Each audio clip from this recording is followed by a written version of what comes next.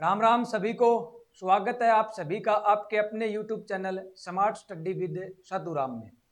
तो आज की वीडियो में अपन चर्चा करते हैं एससी थ्योरी के बारे में।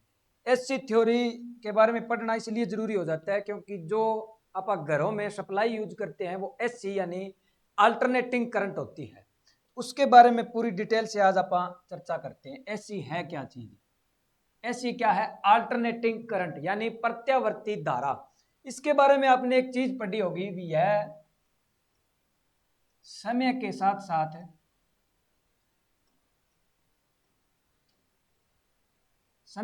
साथ अपना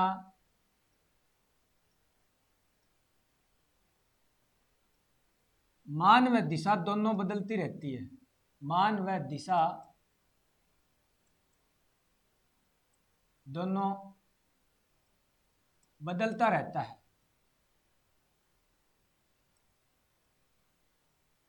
एससी क्या है? यह समय के साथ साथ अपना मान व दिशा या परिमाण दोनों बदलती रहती है। कैसे बदलती रहती है वो आप पूरी चर्चा करेंगे। आपने एक चीज सुनी होगी, फ्रीक्वेंसी, आवृत्ति। आवृत्ति कितनी होती है इसकी? 50 हर्ट्ज। आवृत्ति कितनी होती है? 50 हर्ट्ज। यानी एक सेकंड में ये 50 बार प्लस माइनस या कम ज्यादा होती रहती है। तो ये परिभाषा आई कहां से, इसके बारे में आज आप पूरी डिटेल से चर्चा करेंगे। एक आपने सुना होगा एससी के बारे में, ये मान व दिशा दोनों बदलती है। कैसे बदलती है? तो उसका कोई एंगल होगा या उसका कोई वेव फॉर्म होगी या उसका कोई तरंग होगी। उन चार तरंगों के बारे में आप पढ़ेंगे जो शुद्ध एससी को प्रकट करती है या प्रतिरूप करती है। कौन सी है? पहली है जी आपकी साइनोसोडल या ज्यावक्रीय तरंग कह सकते हैं। हिंदी में है आपका ज्यावक्रीय तरंग। ज्यावक्रीय तरंग या साइनोसोडल वेव या ज्यावक्रीय तरंग, ये क्या है? शुद्ध एसी तरंग है। दूसरी है आपकी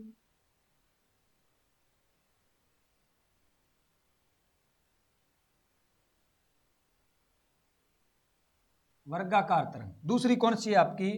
वर्गाकार तरंग। दूसरी है आपकी वर्गाकार तरंग। दूसरी है आपकी वर्गाकार तरंग। तीसरी आती है आपकी त्रिभुजाकार आकार तरंग। चौथी आती है आपकी आरीदंत कह सकते हैं आप ऐसे। अब इसका मतलब क्या है ये देखो, समय के साथ साथ अपना मान व दिशा दोनों बदलता रहता है। कौन है? अल्टरनेटिंग करंट, प्रत्यावर्ती धारा। कैसे बदलता है?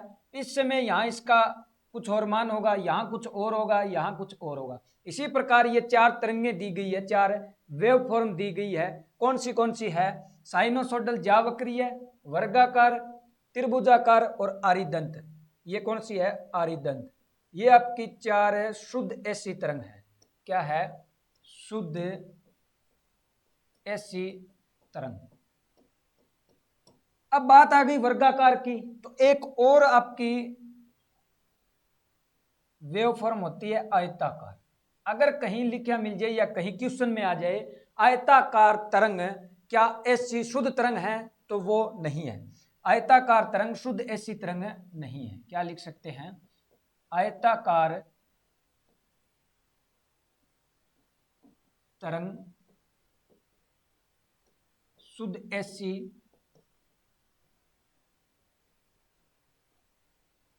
तरंग नहीं है। आयताकार तरंग शुद्ध एसी तरंग नहीं है। चार कौन सी शुद्ध है? अपनी साइनोसोडल, ज्यावक्रीय, वर्गाकार, त्रिभुजाकार और आरीदंत। और अशुद्ध तरंग कौन सी है? आयताकार तरंग। आयताकार तरंग शुद्ध एसी तरंग नहीं है। अब इसके बारे में पढ़ने के बाद अगला आपका पॉइंट यही मन में आ रहा होगा, ये मान अलग अलग कौन से मान होते हैं जो समय के साथ दिशा और परिमाण दोनों बदलती है, तो वो मान है आपके कौन से होते हैं, उसके बारे में आज आप पूरी कंप्लीट चर्चा करते हैं। जैसे हमने ले ली साइनोसोडल या ज्यावक्रीय तरंग। साइनोसोडल या ज्यावक्रीय तरंग, यहां क्या हो गया? 0 आयाम से शुरू हो गया और यहां क्या होगा आपका 360 360 डिग्री कह सकते हैं। 360 डिग्री में ये ज्यावक्रिय तरंग आपकी क्या है, पूरा चक्कर कर लेती है, प्लस और माइनस का। कौन? एससी तरंग या प्रत्यावर्ती धारा या अल्टरनेटिंग करंट। यहां आपका क्या होगा 90, यहां आपका क्या होगा 180 और यहां आपका क्या होगा 270 और वहां क्या हो गया 360। इसके बारे में पूरी चर्चा करेंगे। तो पहला आपका पॉइंट आता है वो है आवर्तकाल का। पहला पॉइंट आपका आता है आवर्तकाल का। आवर्तकाल या इंग्लिश में से आप कह सकते हैं टाइम पीरियड। टाइम पीरियड क्या चीज है? एक चक्कर पूर्ण होने में लगा समय। आवर्तकाल क्या है? एक चक्कर पूर्ण होने में लगा समय क्या कहलाता है? टाइम पीरियड कहलाता है या आवर्तकाल कहलाता है। चक्कर कौन सा? 0 आयाम से शुरू होकर अल्टरनेटिंग करंट 360 डिग्री पर पहुंच जाता है, वो उसका एक पूर्ण चक्कर हो जाता है, पॉजिटिव और नेगेटिव दोनों का, या एक साइकिल पूरा हो जाता है 0 आयाम से शुरू होकर 360 डिग्री तक, वो हो गया आपका आवर्तकाल। दूसरी आपकी आती है अब आवर्ती क्या है। आवर्ती क्या है या फ्रीक्वेंसी क्या चीज है? आवर्ती को आप किससे लिखते हैं? एफ से लिखते हैं, यानी फ्रीक्वेंसी। इसका मात्रक क्या है? मात्रक है जी हर्ट्ज, एच जेड से लिखते हैं, या साइकिल प्रति सेकंड या चक्कर प्रति सेकंड, वो है इसकी आवर्ती का मात्रक। इसकी परिभाषा क्या है? तो आवर्तकाल की होगी एक चक्कर पूर्ण होने में लगा समय, और आवर्ती की होती है 1 सेकंड में, 1 सेकंड में पूरे किए गए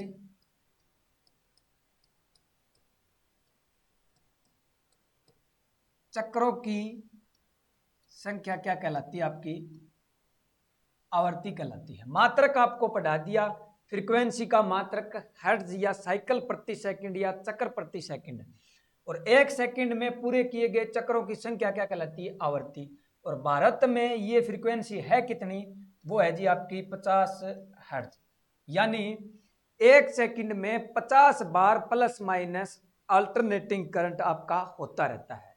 अल्टरनेटिंग करंट क्या करता है? 1 सेकंड में 50 बार प्लस माइनस होता रहता है, या आप कह सकते हैं 1 सेकंड में 50 चक्कर पूर्ण करता है 1 सेकंड में। कौन?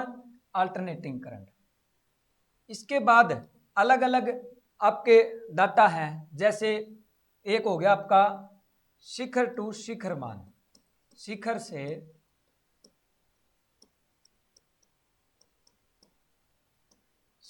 शिखर मान, या इसको लिख सकते हैं peak to peak value.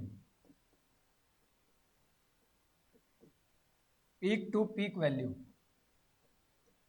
Peak है क्या चीज? सबसे बड़ा आंकड़ा, या पीक वैल्यू या शिखर मान जो सबसे बड़ा है। किस में बड़ा है?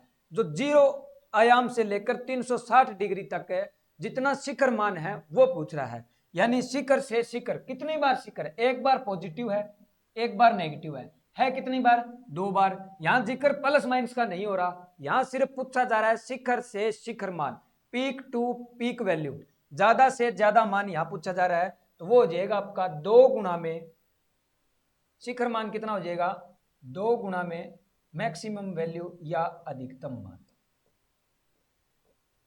2 गुना में अधिकतम मान। यहां पर 90 डिग्री पर अधिकतम मान आ रहा है, और उस साइड माइनस की साइड कितना आ रहा है? 270 डिग्री पर उसका अधिकतम मान आ रहा है। तो शिखर से शिखर मान, शिखर से शिखर मान 2 बार आ रहा है, तो 2 गुना में अधिकतम मान आप उसको लिख सकते हैं। 2 गुना में अधिकतम मान आप लिख सकते हैं। अगर करंट का पूछा है, अगर धारा का पूछा है, धारा का पूछा है तो 2 गुना में आई मैक्सिमम, और वोल्टेज का पूछा है तो 2 गुना में वी मैक्सिमम, 2 गुना में वी मैक्सिमम। ये क्या हो गया? शिखर से शिखर मान या पीक टू पीक वैल्यू। इसके बाद जिक्र आता है आपका शिखर टू शिखर मान हो गया, यानी अधिकतम मान 2 गुणा में अधिकतम मान। इसके बाद जिक्र आता है औसत मान का। अब औसत इसमें क्या होगी, सबसे बड़ा आंकड़ा और उसके बीच का आंकड़ा, वो क्या हो जाएगा आपका औसत हो जाएगा। जैसे कोई मजदूर है, वो 10 दिन में कितने रुपए कमा रहा है, यानी एक दिन 5, 10, 15, 20, वो टोटल को भाग किया जाएगा उन दिनों से जितने दिनों में उसने कमाया है। वो आप कैसे मान सकते हैं, अधिकतम मान कितना है, 2 बार है, 2 बार क्या हो गया अधिकतम मान हो गया, और बीच का आंकड़ा इसका क्या हो गया, या इसकी औसत आप मान सकते हैं, सीधा बोले तो 180 डिग्री पर हो जाएगा। और 180 डिग्री को आप लिख सकते हैं पाई से। 180 डिग्री को आप क्या लिख सकते हैं, पाई से डिनोट कर सकते हैं। तो अगला जो आपका पॉइंट है, अगला जो पॉइंट है आपका वो है औसत मान। 4 नंबर पॉइंट है औसत मान या एवरेज वैल्यू। औसत मान है क्या चीज, एससी का वह मान, एससी का वह मान जो डीसी के समान आवेश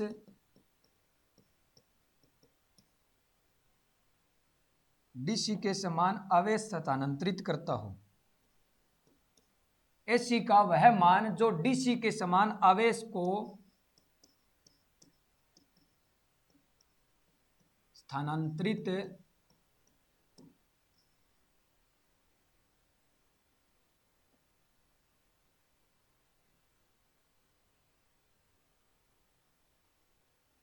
एसी का वह मान जो डीसी के समान आवेश को स्थानांतरित करता हो, स्थानांतरित।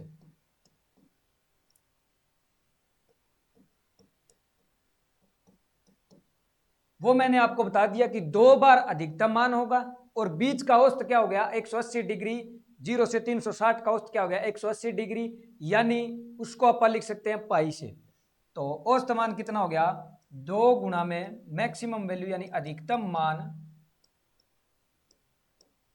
2 गुणा में अधिकतम मान बटे पाई, 2 गुणा में अधिकतम मान बटे पाई। एसी का वह मान जो डीसी के समान आवेश स्थानांतरित करता उसको क्या कहते हैं, औसत मान कहते हैं। 2 गुणा में अधिकतम मान बटे पाई। अगर धारा का पूछा है तो 2 गुणा आई मैक्सिमम बटे पाई। अगर वोल्टेज का पूछा है तो 2 गुणा वी मैक्सिमम बटे पाई। ये हो गया आपका औसत मान, एसी का वह मान जो डीसी के समान आवेश स्थानांतरित करता हो। इसके बाद आता है आपका आरएमएस मान। आरएमएस मान क्या होता है, उसे बोलते हैं प्रभावी मान, रूट मीन स्क्वायर वैल्यू। जो आप वोल्ट मीटर, एमीटर और वाट मीटर से जो आप राशियां मापते हैं वो होती है आपकी आरएमएस मान मापता है। वो क्या करता है, आरएमएस मान मापता है, रूट मीन स्क्वायर वैल्यू उसका संपूर्ण रूप है आरएमएस मान। आरएमएस मान को आप क्या कह सकते हैं, प्रभावी मान। आरएमएस मान या प्रभावी मान, रूट मीन स्क्वायर वैल्यू। इसकी परिभाषा क्या है, एसी का वह मान जो डीसी के समान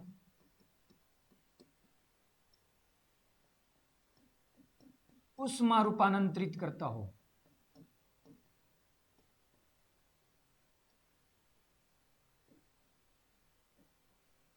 क्या है, root mean square value. AC का वह मान जो डीसी के समान उष्मा रूपांतरित करता हो।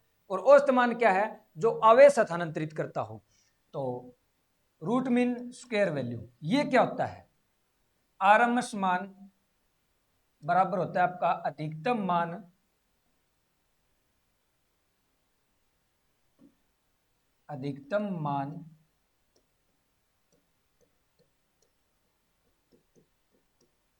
बटे √2, अधिकतम मान बटे √2।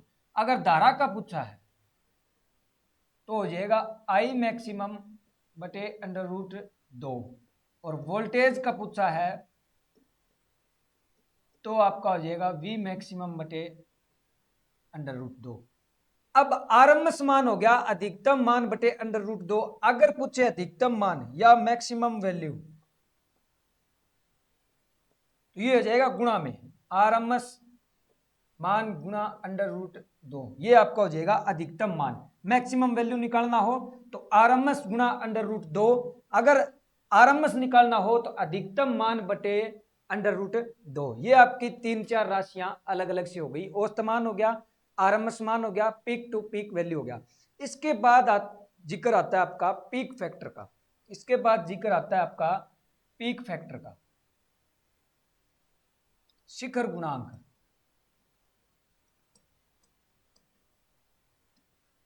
पीक फैक्टर को आप लिख सकते हैं शिखर गुणांक,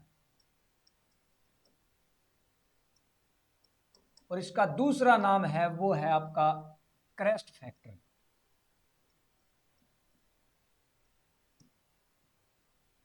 पीक फैक्टर शिखर गुणांक, दूसरा नाम है इसका क्रेस्ट फैक्टर। क्रेस्ट फैक्टर ये होता क्या है? ये होता है जी आपका पीक फैक्टर आप लिख सकते हैं। पीक फैक्टर बराबर आ गया अधिकतम मान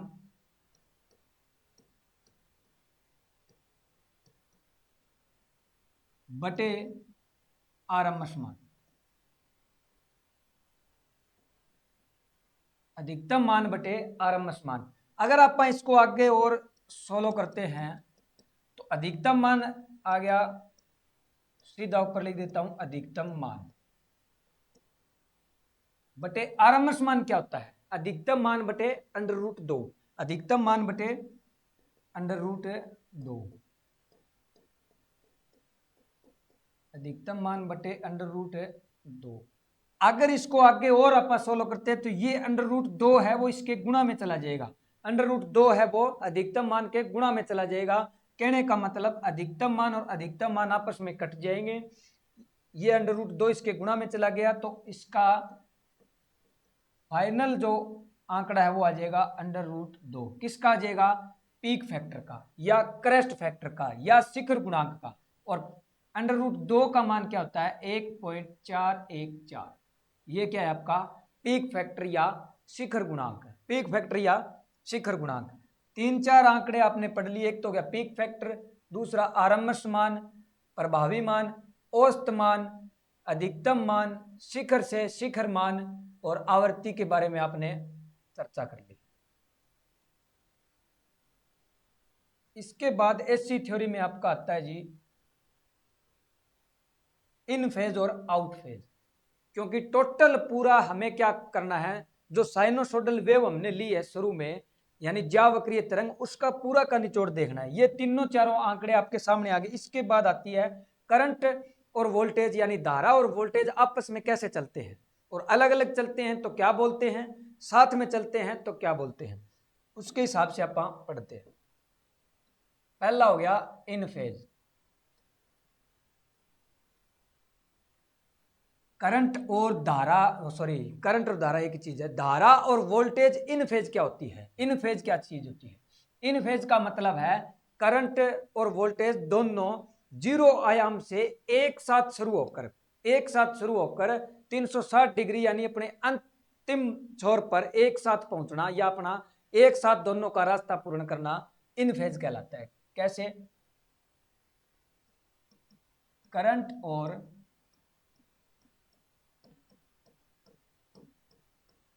और वोल्टेज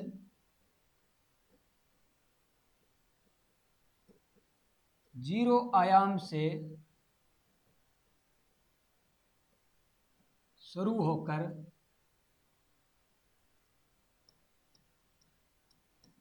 अपने अंतिम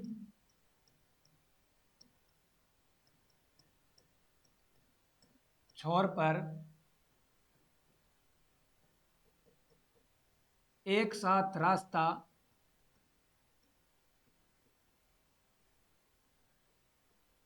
पूर्ण करना। अब रास्ता पूर्ण करना क्या चीज है? एक चक्कर पूर्ण करना।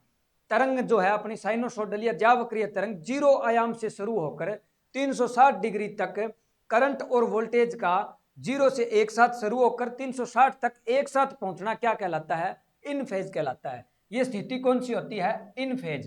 इन फेज करंट और वोल्टेज जीरो आयाम से शुरू होकर अपने अंतिम छोर यानी 360 डिग्री की बात कर रहा है।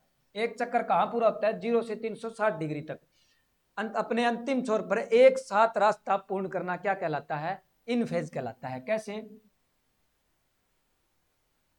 ये आपका करंट है और ये आपका वोल्टेज, दोनों एक साथ,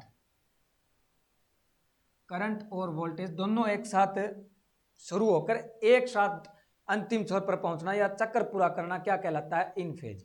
इसके बाद आता है आपका जिक्र आउट फेज का।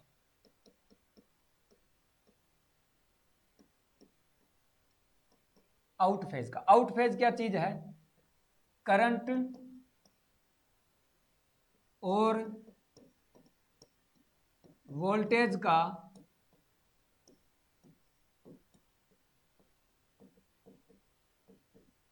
जीरो आयाम से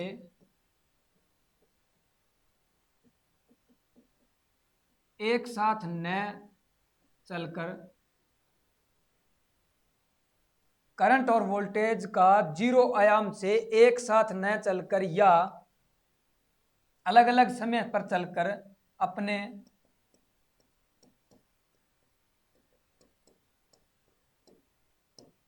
अंतिम छोर पर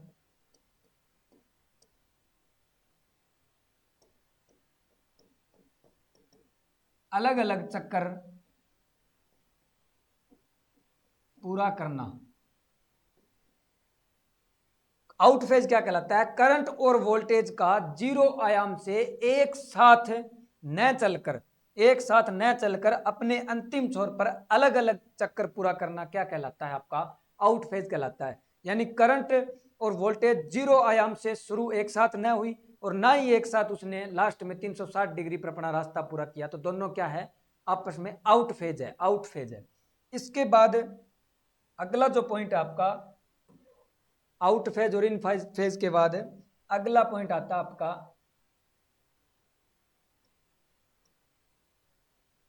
करंट लीडिंग का। करंट लीडिंग का या धारा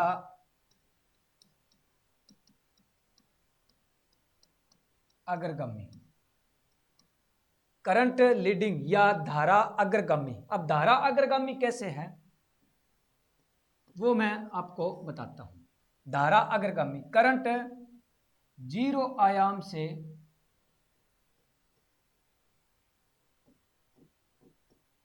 पहले चलकर, करंट जीरो आयाम से पहले चलकर अपने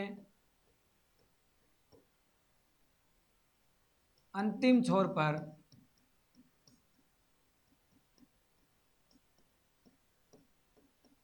पहले पहुंच जाती है, पहले पहुंच जाती है या करंट अपना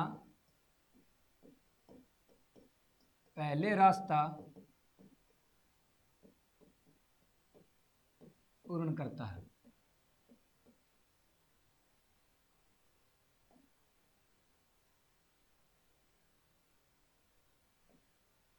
करंट जीरो आयाम से पहले चलकर अपने अंतिम छोर पर पहले पहुंच जाता है या करंट अपना पहले रास्ता पूर्ण कर लेता है, तो क्या है? करंट लीडिंग है या करंट अग्रगामी है। किससे? वोल्टेज से। वोल्टेज से।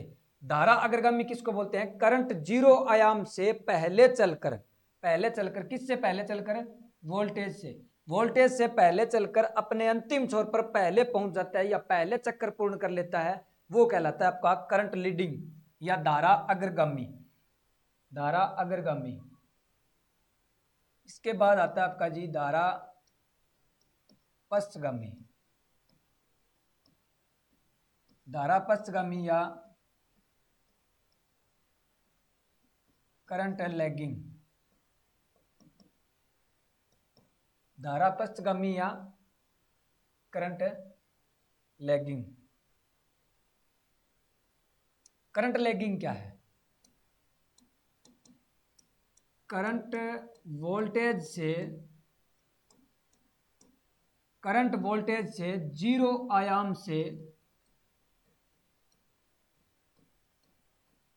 से बाद में शुरू होकर, करंट वोल्टेज से जीरो आयाम से बाद में शुरू होकर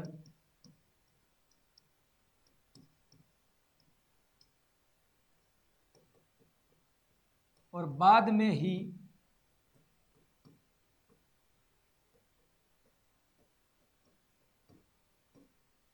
अपना चक्र पूर्ण करता है,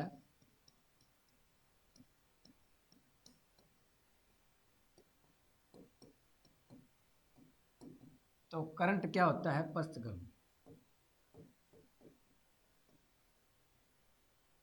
करंट वोल्टेज से जीरो आयाम से बाद में शुरू होकर बाद में ही अपना चक्र पूर्ण करता है, तो क्या कहलाता है? धारा पश्चगामी कहलाती है। धारा क्या कहलाती है आपकी?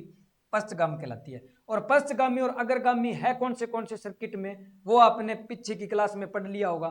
रेजिस्टेंस में क्या होता है? धारितीय परिपथ में क्या होता है? करंट और वोल्टेज दोनों इन फेज होती है। धारितीय परिपथ में क्या होता है? प्रतिरोधीय परिपथ में क्या होता है? करंट और वोल्टेज दोनों इन फेज होते हैं, दोनों एक साथ चलते हैं। और धारितीय परिपथ में यानी कैपेसिटर का जहां जिक्र होता है, उसमें धारा वोल्टेज से 90 डिग्री अग्रगामी होती है, या करंट वोल्टेज से 90 डिग्री लीड कर रहा होता है।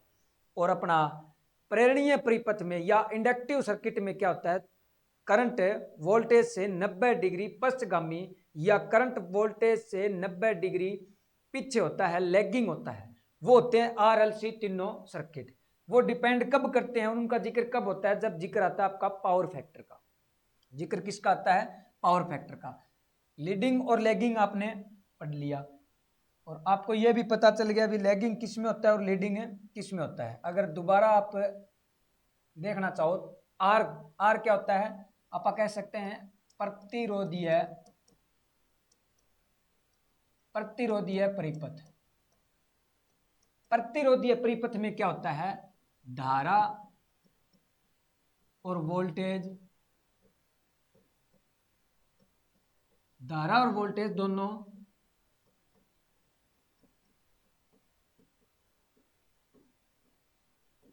इन फेज होते हैं। प्रतिरोधीय परिपथ में धारा और वोल्टेज दोनों इन फेज में होते हैं, यानी आप कह सकते हैं इन दोनों के बीच का अंतर, करंट और वोल्टेज के बीच का अंतर कितना होता है? तो 0 डिग्री होता है। कितना होता है? 0 डिग्री होता है। इसके बाद बात आती है आपकी एल की, इंडक्टर की या प्रेरणीय परिपथ की। प्रेरणीय परिपथ में क्या होता है? धारा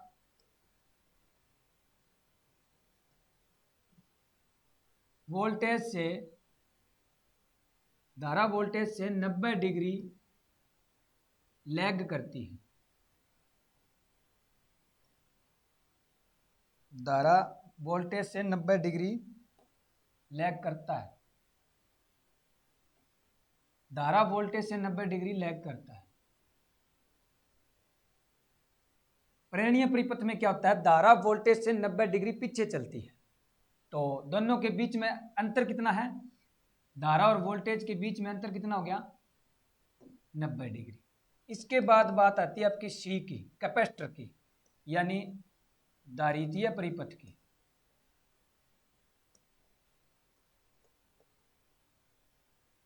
धारितीय परिपथ में क्या होता है? धारा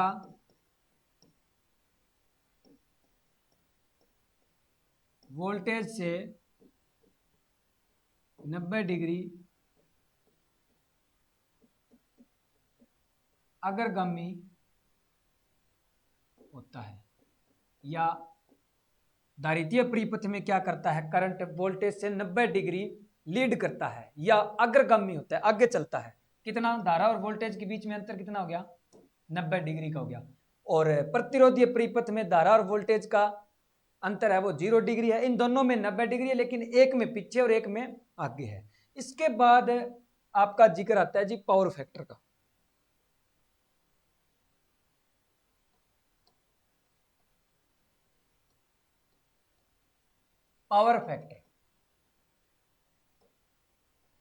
पावर फैक्टर चीज क्या है? एससी थ्योरी में आप जिक्र करते हैं पावर फैक्टर का, और आरएलसी के अंदर तीनों के अंदर है वो अलग अलग है। और कैसे है कैसे पावर फैक्टर को निकाला जाता है, कम कैसे होता है, कम होने के कारण दोष क्या होते हैं और ज्यादा कैसे किया जा सकता है, उसके बारे में आप पूरी चर्चा करते हैं। पावर फैक्टर क्या है? पावर फैक्टर को आप लिख सकते हैं कोस फाई से। कोस फाई से, कोस फाई का मतलब है वोल्टेज और करंट के बीच में जो अंतर है, वोल्टेज और करंट के बीच में कितना डिग्री अंतर है, वही पावर फैक्टर होता है। करंट और वोल्टेज के बीच का फेज अंतर क्या कहलाता है? पावर फैक्टर कहलाता है। और वो फेज अंतर आपने पढ़ लिया, एक में 0 डिग्री, दो में 90 डिग्री। उसका मान क्या होगा वो आप आगे चर्चा करते हैं। एक दूसरा होता है आर बटा जेड। दूसरा आप पावर फैक्टर को क्या लिख सकते हैं? आर बटा जेड। आर क्या होता है आपका? रेजिस्टेंस यानी प्रतिरोध। जेड आपका क्या होता है? इम्पीडेंस। जेड क्या होता है? इम्पीडेंस या प्रतिबाधा। एक और इसको तीसरी परिभाषा इसकी है के डब्ल्यू बटा केवीए में लिखते हैं। के डब्ल्यू बटा केवीए में लिखते हैं। अब दोनों क्या है? ये दोनों शक्ति है जो अपने सर्किट में अपन इसका मापन करते हैं, या एक का अनुभव करते हैं और एक एक्चुअल में शक्ति जो अपनी खपत होती है, उसके बारे में अपन चर्चा करेंगे। पावर फैक्टर है क्या चीज वो आपने जान लिया। कोस फाई से लिख सकते हैं, आर बटा जेड से लिख सकते हैं और के डब्ल्यू बटा केवीए से लिख सकते हैं। पहले पावर फैक्टर मैंने आपको बता दिया। पावर फैक्टर का मतलब है दोनों के दोनों राशियों के बीच में फेज अंतर। राशि कौन सी? करंट और वोल्टेज की। करंट और वोल्टेज के बीच में कितना डिग्री अंतर है वो मायने रखता है। पावर फैक्टर कितना है वो निर्धारित करता है पावर फैक्टर कितना है। तो हमने पहले देखा भी रेजिस्टेंस है या प्रतिरोधीय जो परिपथ है उसके अंदर दोनों के बीच का अंतर 0 डिग्री होता है। कितना होता है? 0 डिग्री होता है। तो कोस 0 डिग्री का मान क्या होता है? 1। कोस 0 डिग्री का मान क्या होता है? 1। तो आप कह सकते हैं प्रतिरोधीय परिपथ में पावर फैक्टर कितना होता है? 1 होता है। प्रतिरोधीय परिपथ में पावर फैक्टर कितना होता है? 1 होता है। दूसरा आपका आता है एल या इंडक्टर। इंडक्टर में क्या होता है? करंट वोल्टेज से 90 डिग्री लैग करता है, यानी करंट वोल्टेज से 90 डिग्री पीछे रहता है। तो कोस फाई बराबर क्या हो गया? 90 डिग्री। और कोस 90 डिग्री का मान क्या होता है? 0। कोस 90 डिग्री का मान होता है 0, लेकिन इंडक्टर में होता क्या है? करंट वोल्टेज से 90 डिग्री लैग करता है, तो यहां पर लिख सकते हैं 0 लैगिंग। पावर फैक्टर आपका कितना हो गया? 0 लेकिन लैगिंग। इसके बाद बात आती है आपकी सी की, कैपेसिटर की दारितीय परिपथ की। दारितीय परिपथ में करंट वोल्टेज से 90 डिग्री अग्रगामी चलता है या करंट वोल्टेज से 90 डिग्री लीड करता है, तो कोस 90 डिग्री हो गया। और कोस 90 डिग्री का मान क्या हो गया? 0। लेकिन है क्या? करंट क्या करता है? लीड करता है। तो ये तीनों राशि हमने पढ़ ली पावर फैक्टर के बारे में। दारितीय परिपथ में पावर फैक्टर क्या होगा? 1 होगा। सॉरी, प्रतिरोधीय परिपथ में पावर फैक्टर होगा 1, दारितीय परिपथ में पावर फैक्टर होगा 0 लेकिन लीडिंग, और प्रेरणीय परिपथ में 0 होगा पावर फैक्टर लेकिन लैगिंग। ये तीनों हमने पढ़ ली। अब बात आती है के डब्ल्यू बटा केवी। ये तीनों चीज क्या है? के डब्ल्यू बटा केवी है क्या चीज वो आप पता कर। एक होता है के डब्ल्यू, एक होता है केवीए, एक होता है केवीएआर। ये तीन राशियां अपनी एससी थ्योरी में अपन पढ़ते हैं। के डब्ल्यू है वास्तविक शक्ति।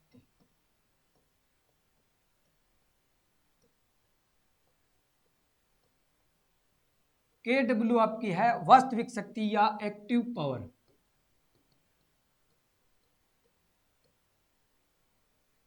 के डब्ल्यू आपकी क्या है? वास्तविक शक्ति या एक्टिव पावर। इसको लिखते हैं V गुणा आई गुणा कोस फाई। V गुणा आई गुणा कोस फाई। ये वो शक्ति है जो अपने सर्किट में या अपने परिपथ में एक्चुअल में खपत होती है। जैसे घरों की रीडिंग ली जाती है मीटरों की, वो किस में होती है? के डब्ल्यू में। के डब्ल्यू में होती है, तो वो क्या है? वास्तविक शक्ति है। एक होती है आपकी केवीए, ये होती है आपकी अपरेंट पावर, आभासी शक्ति। आप जब भी ट्रांसफार्मर का जिक्र करेंगे, आप जब भी अल्टरनेटर का जिक्र करेंगे, जनरेटर का जिक्र करेंगे, तो ये शक्ति उस पर लिखी हुई मिलेगी केवीए, यानी वो आभासी है। उसको हमने मान रखा है कि इतना ये लोड उठाएगा, लेकिन एक्चुअल में वो लोड कितना होगा वो पावर फैक्टर निर्धारित करेगा। उसके गुणा में अगर आप पावर फैक्टर करेंगे तब पता चलेगा ये के डब्ल्यू कितना अपनी ले सकता है, या कितना KW तक आप इस पर लोड डाल सकते हैं। यानी 100 kVA का है तो आप मान के चलते हैं पावर फैक्टर 9.9 है, क्योंकि पावर फैक्टर 0 से 1 के बीच में होता है, और हमने पावर फैक्टर मान लिया 0.9, तो 100 को 0.9 से करेंगे तो आ गया उसका 90, यानी 90 किलोवाट वो आपका लोड उठा सकता है। तो ये कौन सी है? आभासी शक्ति। इसको लिखते हैं आप अपरेंट पावर, और ये क्या होती है? V गुणा I। ये क्या होती है? V गुणा I। एक होती है kVAR, प्रतिघाती शक्ति,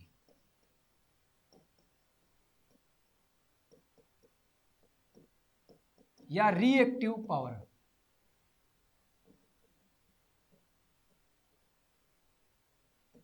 एक होता है प्रतिघाती शक्ति या रिएक्टिव पावर, इसको लिखते हैं आप V गुणा I गुणा साइन फाई।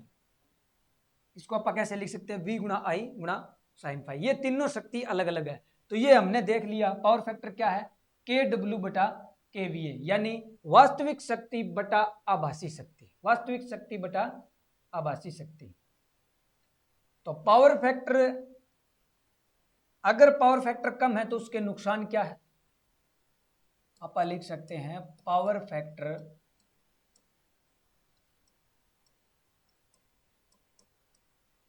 कम होने पर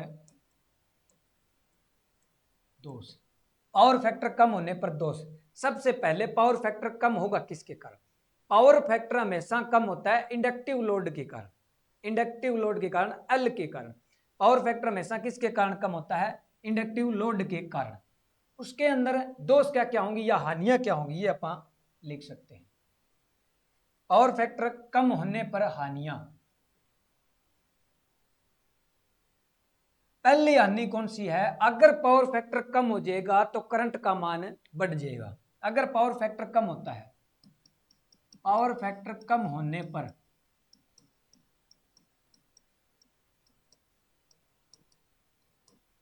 करंट का मान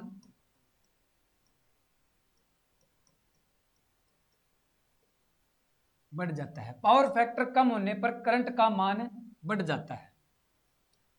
अब करंट का मान बढ़ जाता है तो आप एक चीज और लिख सकते हैं, कॉपर हानि ज्यादा होती है।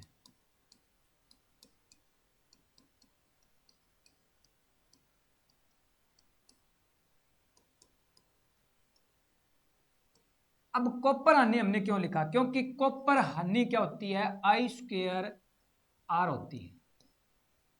कॉपर हानि क्या होती है? रेजिस्टेंस गुणा में वर्ग करंट का वर्ग के अनुपात में चलती है। कौन सी चलती है? कॉपर हानि। तब हमने लिख दिया कॉपर हानि ज्यादा होती है। किस कारण है? पावर फैक्टर कम होने के कारण। जब करंट बढ़ेगा तो कॉपर हानि ज्यादा हो जाएगी। इसके बाद आपके यंत्रों की, जो हम घरों में यंत्र यूज करते हैं, यंत्रों की केवीए रेटिंग का मान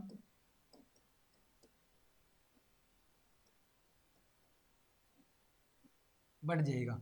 यंत्रों की केवीए रेटिंग का मान बढ़ जाएगा। एक आपकी कॉपर हानि बढ़ जाएगी, दूसरा आपका कंडक्टर का साइज भी बड़ा हो जाएगा, तीसरा आपका पावर फैक्टर कम होने पर करंट का मान बढ़ जाएगा। अब बात आती है पावर फैक्टर को बढ़ाया कैसे जा सकता है? पावर फैक्टर को बढ़ाने के तरीके, पावर फैक्टर को बढ़ाने के तरीके मैंने बताया। पावर फैक्टर कम किसके कारण होता है? इंडक्टिव लोड के कारण होता है। अगर इंडक्टिव लोड है तो उसके कारण पावर फैक्टर क्या हो जाएगा? कम हो जाएगा। तो पावर फैक्टर को बढ़ाने का तरीका जो है वो सबसे पहले ये है कि लोड के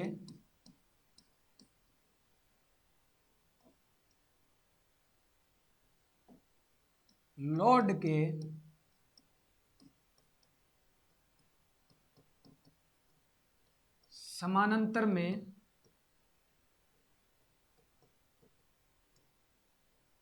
कैपेसिटर लगाकर क्या करना है? अगर पावर फैक्टर को बढ़ाना है तो लोड के समांतर में, लोड के पैरेलल में कैपेसिटर या संधारित्र लगा देंगे। क्या हो जाएगा? पावर फैक्टर बढ़ जाएगा। दूसरा पावर फैक्टर को बढ़ाने का तरीका है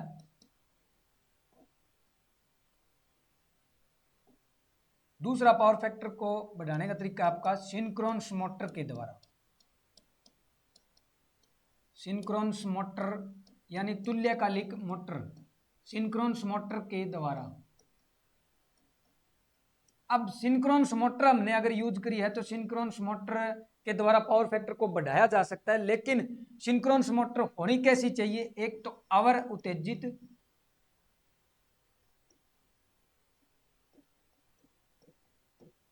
अवर उत्तेजित तथा बिना लोड के। जब सिंक्रोनस मोटर का पावर फैक्टर बढ़ाने के लिए प्रयोग कर रहे हैं तो सिंक्रोनस मोटर एक तो अवर एक्साइटेड होनी चाहिए यानी अवर उत्तेजित होनी चाहिए, दूसरा उसके ऊपर लोड नहीं होना चाहिए। दूसरा क्या होना चाहिए? उसके ऊपर लोड नहीं होना चाहिए। तीसरी बात आती है आपकी फेज एडवांसर से भी आप पावर फैक्टर को बढ़ा सकते हैं, फेज एडवांसर का प्रयोग करके। फेज एडवांसर का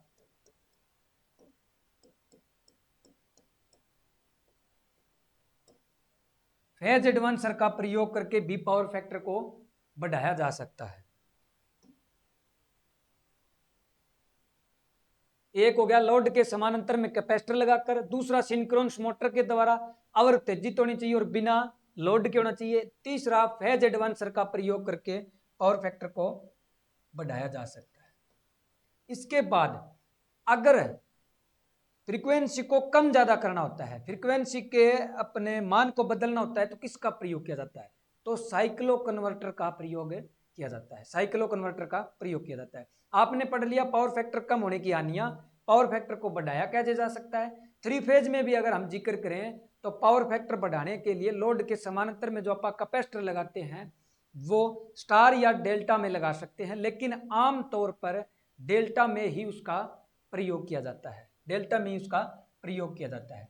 तो पावर फैक्टर पढ़ लिया और अलग अलग आपने राशियां पढ़ ली, जो अपने साइनोसोडल वेव है या ज्यावक्रीय तरंग है। एससी थ्योरी में अल्टरनेटिंग करंट कैसे चलता है, कितनी उसकी मान दिशा कैसे होती है, कौन कौन से उसके अपना परिमाण होता है या कौन कौन से उसके मान होते हैं, उसके बारे में आपने चर्चा कर ली। पावर फैक्टर के बारे में चर्चा कर ली, एक्चुअल में है क्या चीज, बढ़ता कैसे, घटाया कैसे जा सकता है। इसके बाद भी अगर एससी थ्योरी के कुछ एक पॉइंट रहते हैं तो वो आप अगली क्लास में चर्चा कर लेंगे।